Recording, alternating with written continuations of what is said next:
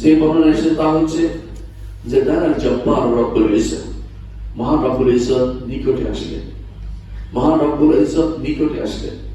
নিকটে এসে ফাতাদাল্লা, তিনি আরো নিকটে নামলেন। তাদাল্লি অর্থ নাম, কিভাবে নামছেন জানি না, নামলেন।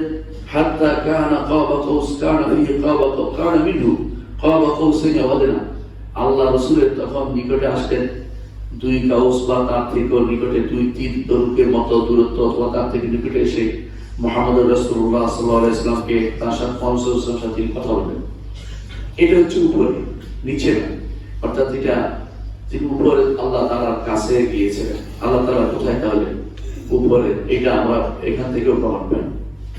মুহাম্মদ রাসূলুল্লাহ সাল্লাল্লাহু আলাইহি ওয়াসাল্লাম, তিনি তাকে জিজ্ঞাসা করা হয়েছিল, এই হাদিসের মধ্যে এসেছে আরেক বর্ণনায়, যে আপনি কি তখন আল্লাহকে দেখেছিলেন কিনা? তখন তিনি বলেছিলেন নূরুন আন্না আরাহু, তিনি তো নূর, আমি তাকে কিভাবে দেখতে পাবো, আমি তাকে কিভাবে দেখতে পাবো। অন্য বর্ণনায় আসছে রাআইতু নূরান, আমি তো আলো দেখেছি।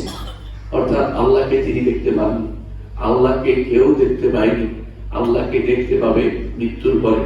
মুহাম্মদ রাসূলুল্লাহ সাল্লাল্লাহু আলাইহি ওয়াসাল্লাম স্বপ্নে আল্লাহকে দেখেছেন, কিন্তু বিশদ বর্ণনা দেননি। স্বপ্ন যেহেতু মৃত্যুর ভাই, স্বপ্নে মৃত্যুর কারণে তিনি আল্লাহকে দেখেছিলেন এবং তা সহিহ হাদিস দ্বারা সাব্যস্ত। কিন্তু জীবিত অবস্থায় মুহাম্মদ রাসূলুল্লাহ সাল্লাল্লাহু আলাইহি ওয়াসাল্লাম কোন নবী, কোন ব্যক্তি, কোনো মানুষ আল্লাহ তাআলাকে দেখতে পাননি। আল্লাহ তাআলাকে আমরা দেখতে পাবো যখন হাসরের মাঠে এবং জান্নাতে আল্লাহকে আমরা দেখতে পাবো।